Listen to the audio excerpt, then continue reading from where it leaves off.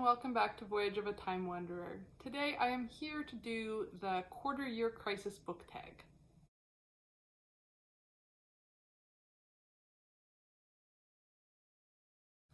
So now that it's April and we are done the first quarter of 2023, I thought it would be fun to kind of share some updates about my reading so far this year, progress towards goals, the best books, the worst books, those books that are going to be contenders for my year-end favorites, books that I'm really excited to get to still this year. So when I found this quarter year crisis book tag, I thought it would be perfect to just have a little sit down and chat about my bookish year so far.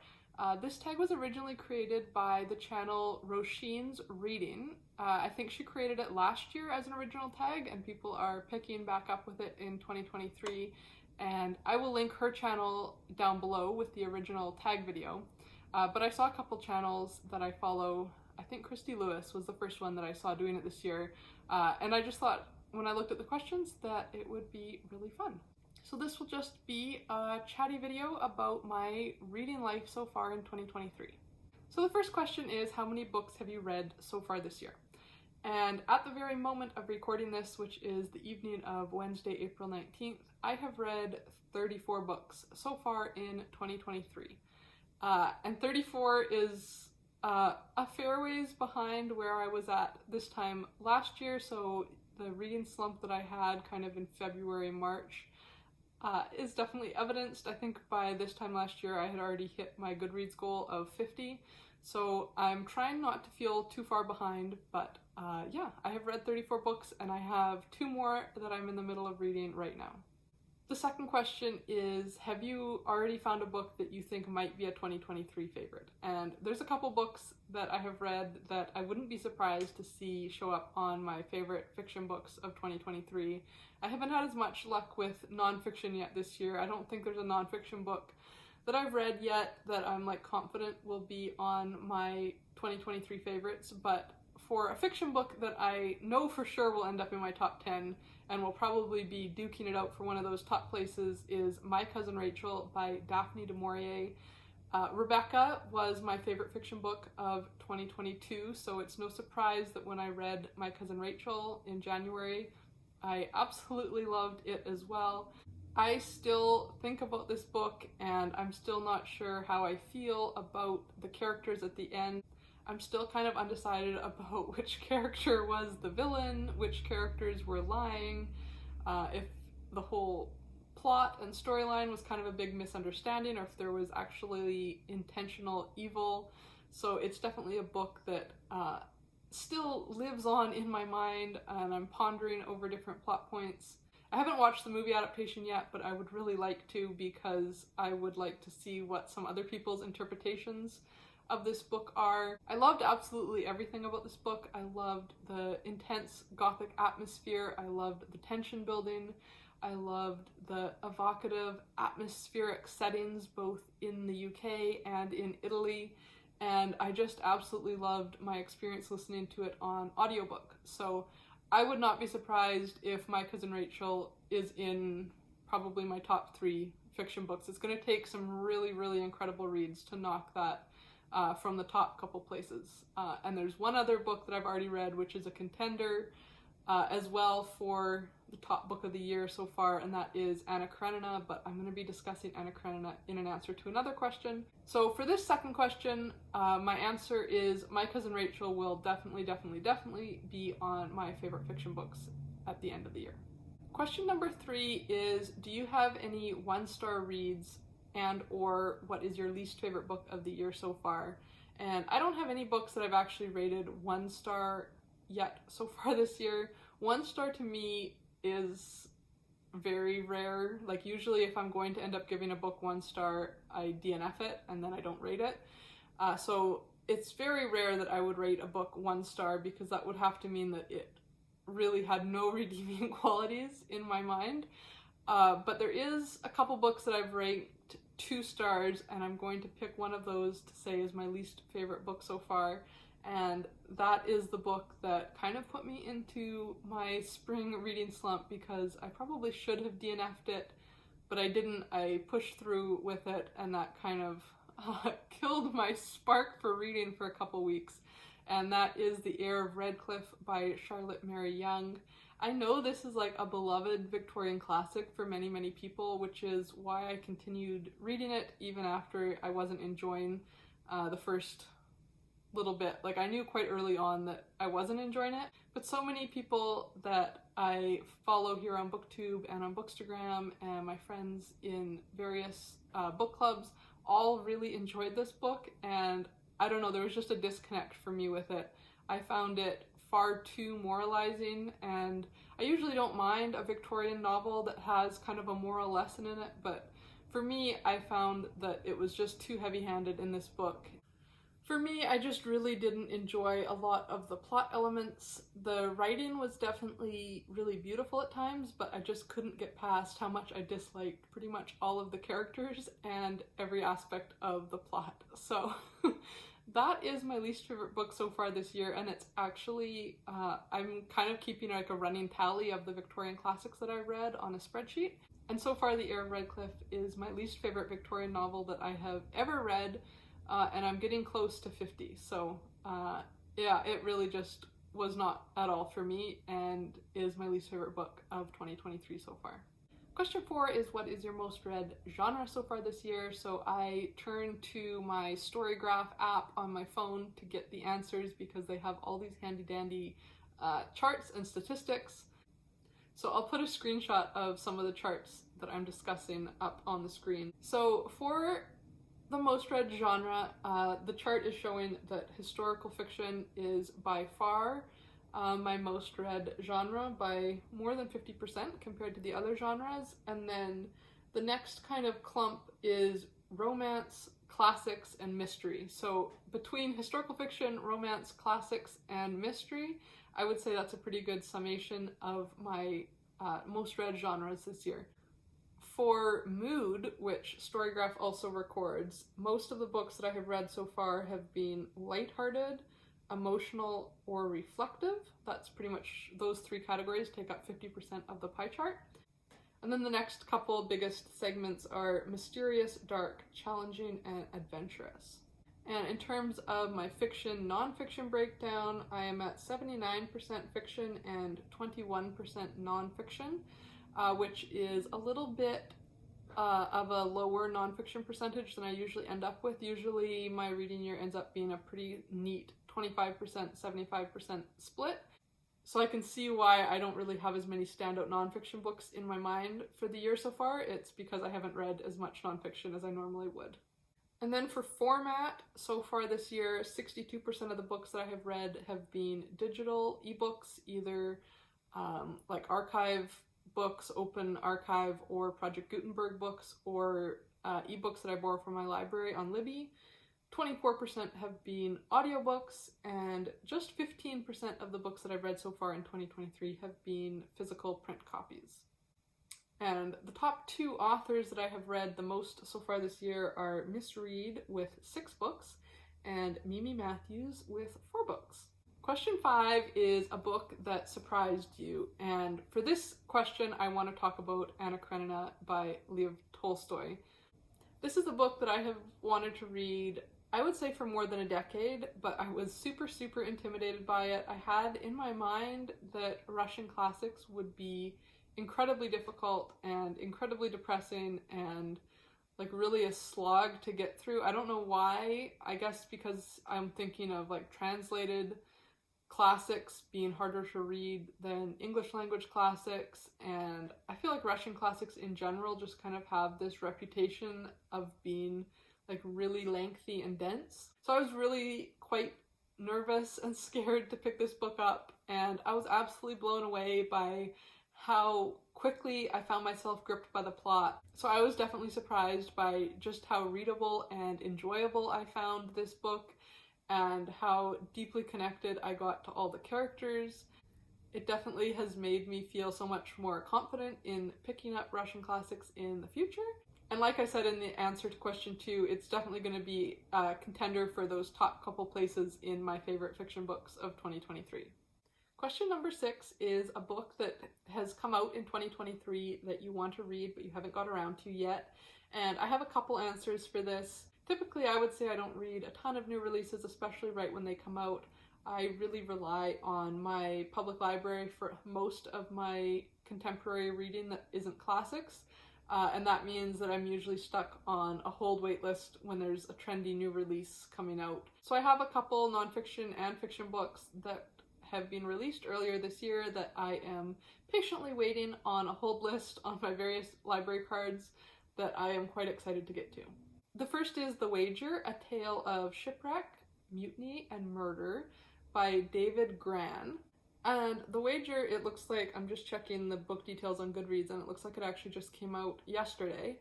And it is the story of this ship called The Wager in the 1740s, and it was a time when England was at war with Spain, and this boat was chasing after a Spanish galleon with plenty of treasure, and it was apparently shipwrecked.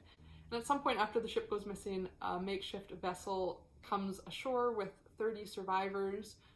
And so this group of 30 survivors comes ashore in Brazil and tells this tale about the shipwreck and how they had been living on a desert island for more than 3 months trying to build this little craft to row to safety. And everyone is so grateful to hear from survivors, and they're kind of greeted as heroes. And then another 6 months later, another little vessel comes ashore in Chile with only 3 survivors on it, and they say that actually those 30 original survivors were mutineers that had tried to take over the ship, and that the 3 new arrivals were actually the heroes of the story. And then it sounds like those 2 groups ended up in front of a court-martial to try to determine the truth, and this book is telling that story, which sounds absolutely fascinating. And then the other nonfiction book is The Diary Keepers, World War II in the Netherlands, as written by the people who lived through it, by Nina Siegal. Nina Siegal wrote one of my favorite Dutch Golden Age historical fiction books, The Anatomy Lesson, which is based off of Rembrandt's famous painting. And so when I heard that she had a nonfiction book coming out, I was really excited to pick it up. And my mom actually has a copy for me waiting, so the next time I am back home on the coast, I'll be able to pick up my copy of this and give it a read. But this book is based on her research into more than 2,000 diaries kept by ordinary Dutch citizens during the Second World War. And I think that having that breadth and scope of first-hand accounts of the war will just be really, really interesting.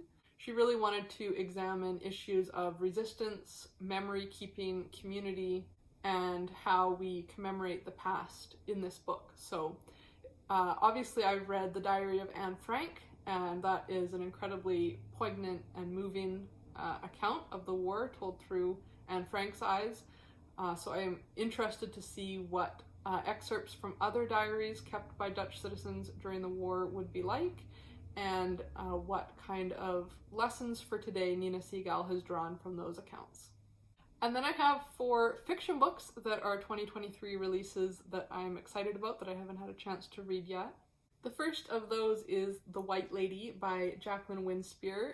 Jaqueline Winspear is the author of the Maisie Dobb mystery series, which I thoroughly have enjoyed. I've read all of the books that have been published in that series so far, and I've done a full review video that I'll link in the cards. And The White Lady is possibly the start of a new series for her, or just a standalone book, but it's one of her first fiction books that is not linked to the Maisie Dobb series. And so I'm very curious about what her writing is like when she's not writing about Maisie Dobbs. It sounds like it's going to cover very similar themes and topics, so I'm curious to see if any of the characters from the Maisie Dobbs books are going to make little cameos.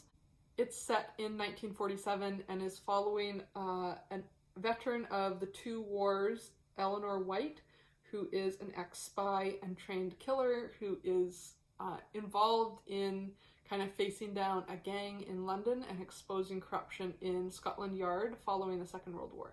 It sounds very similar to the Maisie Dobbs books in that our main character is a woman who was trained and served in both wars and is kind of trying to live an ordinary life and gets sucked into various criminal investigations and has to protect those nearest and dearest to her while dealing with the societal fallout of conflict.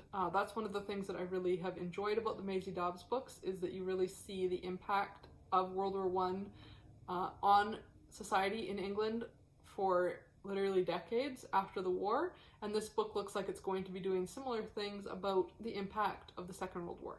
The second fiction book that I am looking forward to reading is Miss Newbury's List by Megan Walker. This is a closed-door sweet Regency romance, and we're following our main character Rosalind, who has kind of a bucket list before she gets married off to a duke that she has only met twice. So she has a list of 10 things that she wants to do before she's a married woman, including burying treasure in the pasture, eating sweets all day, and learning how to swim. And along the way, she meets her friend's cousin, and it sounds like some sparks fly there, and she has to make a choice about whether she's going to fulfill her family duty in marrying this duke or follow her heart. And I also just think the cover is really aesthetically pretty, and so when I'm done reading through the Mimi Matthews Parish Orphan series, this is the next sweet romance that I want to pick up. Then the third fiction book that I'm really excited to get to soon is The Mysterious Case of the Alperton Angels by Janice Hallett. Janice Hallett is the author of The Appeal, which is a mystery book that ended up on my top 10 favorites for 2022. This is her latest release, and it's also a mystery novel, and it sounds like it also has a lot of the multimedia kind of format that The Appeal did, in that there's different kind of types of materials in the book besides just prose. I really enjoyed that The Appeal was told exclusively through letters, emails, text exchanges, voicemails, newspaper articles, meeting minutes, etc. It just made for a really unique and fast-paced read, and it sounds like this one also is kind of multimedia because the description says, "Open the safe deposit box. Inside you will find research materials for a true crime book. You must read the documents, then make a decision. Will you destroy them or will you take them to the police?" So it sounds like the book is in the format of a collection of documents that are found in a safety deposit box, and as the reader you get to sift through them and kind of make your own decisions about what you think happened in the case. The titular Alperton Angels were a cult that was about to perform a child sacrifice when the mother of the child kind of kicked out of the cult programming and called the police, and as a result there was a mass suicide of the cult members, and the baby was rescued and put into the foster care system. And we're now like 18 to 20 years in the future, and the baby would be a legal adult. So there's these two true crime authors who are trying to track down this now grown up baby to interview to add to the story of the Alperton Angels. And as they are trying to track down the baby to interview, it says that the two authors realize that everything everyone thinks they know about the Alperton Angels is wrong, and the truth is something much darker and stranger than they'd ever imagined. So it sounds like there's lots of information that was maybe hidden from the public at the time of the events that is coming to light, and that we as the reader are getting to investigate from this safety deposit box. This book definitely feels like a summer thriller. I think I read The Appeal in June last year, and I would love to read this book in kind of a similar frame of mind. And then finally, the fourth fiction book that I haven't got around to reading yet, that was published in 2023, is My Father's House by Joseph O'Connor, and this book is marked on Goodreads as the first book in the Rome Escape Line trilogy, so it's always exciting to start a book knowing that if you enjoy it, there's going to be two more to follow, presumably to be published at some point in the next couple of years. So I'm really curious to pick it up and see if maybe I'm going to enjoy this entire trilogy. This book is set in the Vatican and in surrounding Rome in 1943, and it's based on a true story of an Irish priest called Monsieur Hugh O'Flaherty, who helped to smuggle out Jewish people and Allied prisoners out from Nazi-occupied Italy. So this book is telling the story of that priest and his small group of friends that he was collaborating with on this rescue mission. So I am increasingly intrigued by re-entering the world of World War II historical fiction and I think this will be a book that has a lot of potential for me to really enjoy it. So then book number 7 is what is one of your reading goals of the year that you're succeeding at so far. I set my Goodreads goal at 50 books, and I always set it at 50 books, so obviously having read 34 books, I am well on track to completing that reading goal. My kind of mental goal is 100 books because that's what I've read for the past 3 years, and I'm a little bit behind pace for that, but not very much, and so I definitely think 100 books is also still possible, but I won't beat myself up if I fall a couple books short and end up finishing the year at 96 or something. I'm also pretty pleased with my progress with classics so far. Every year I kind of set 12 or so classics that I would like to get to, and last year I ended up only reading 6, I think, of the classics on that list. And so far this year I've already read 3. Anna Karenina, The Heir of Redclyffe, and My Cousin Rachel were all classics that I had on that list of 12 that I was hoping to get to this year, so considering we're only a quarter of the way through the year and I've already read a quarter of the list, I feel like I'm right on track and have potential to actually read quite a few of the books on that list. I tried to be a little bit more realistic in my list this year and included some books that I already knew I was going to be reading for different book club or readathons, and so I'm excited to be reading some classics that I've been wanting to read for a really long time. Question number 8 is the flip side of that, which is what is one goal that you need to focus on more for the rest of the year, and one that comes to mind right away is to write more reviews on Goodreads.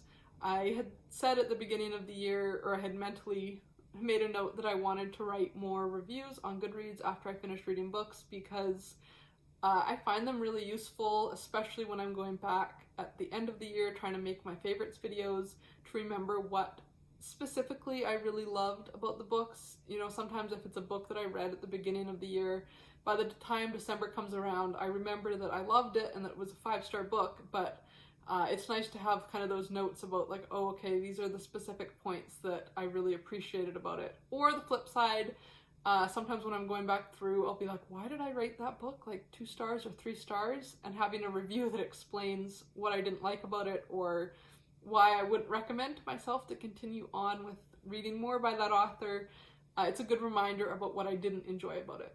And in general, I just really appreciate reading people's reviews on Goodreads. I pretty much read reviews before any book that I read, so I'd like to contribute to that and hopefully help other people make informed decisions about the books that they want to pick up.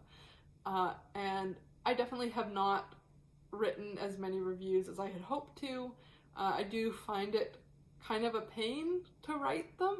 Like, I appreciate the end product, but I don't necessarily enjoy sitting down and taking the 20 minutes it takes to write the review. Usually when I finish a book, I'm really excited about whatever book I have up next, and I just want to start reading something new, and I really want to try to focus more on taking those couple minutes to reflect on the book, the things I liked, the things I didn't like, and put that into words on Goodreads. So that's definitely a goal that I'd like to focus on more in the rest of 2023, to really try to write, not every book needs a review, but just to write more, higher percentage. I think when I was looking at the goal, like less than 20% of the books I read in 2022 I wrote a review for, and I definitely would like to have that be a higher percentage. Then question number 9 is a new to you booktuber, bookstagrammer, or book talker that you would like to share that you discovered in 2023. So there's 2 small booktube channels that I have discovered so far this year that I would really like to shout out because I have been enjoying their content. The first is Curatorially Yours, and she is an Australian booktuber who's doing a really cool Dewey Decimal challenge this year, where she is reading a book from each of the 10 or 11 Dewey Decimal classes, and she's reading at least one nonfiction book from each of these kind of broad divisions of the Dewey Decimal System, and she's made these really wonderful reference videos with recommendations for each of the classes as she gets to them. So I think she's on recommendations for the 300 classes now, and I have been finding some really wonderful book recommendations from those videos, and I just think it's such a neat idea for a reading challenge, and I'm trying to find ways to pigeonhole the nonfiction books that I'm reading this year into that challenge, because I just think it's a really neat idea to kind of read a bigger breadth of nonfiction books, and also to discover or force myself to read in some categories that I wouldn't necessarily pick up automatically on my own. So if you're interested in nonfiction, I would definitely recommend checking out the channel Curatorially Yours. And then the other channel that I've just discovered recently is Kellyanne Mitchell of the channel Kelly the Bookworm. Kelly started commenting on some of my videos, and I checked out her channel and I've really enjoyed her content so far. She is kind of diving more into the classics this year, and particularly Russian classics, so I've been enjoying seeing her opinion on various classics and bouncing Russian classic reading tips and recommendations off of her. So if you're someone who enjoys classics and fantasy, she reads a lot of fantasy, which obviously isn't one of my top genres, but I'm appreciating the classics content on her channel. So that is my reading update so far for the first quarter of 2023. I would love to know what your best and worst books are so far of the year, and until next time, enjoy wandering through the pages of a good book. Bye.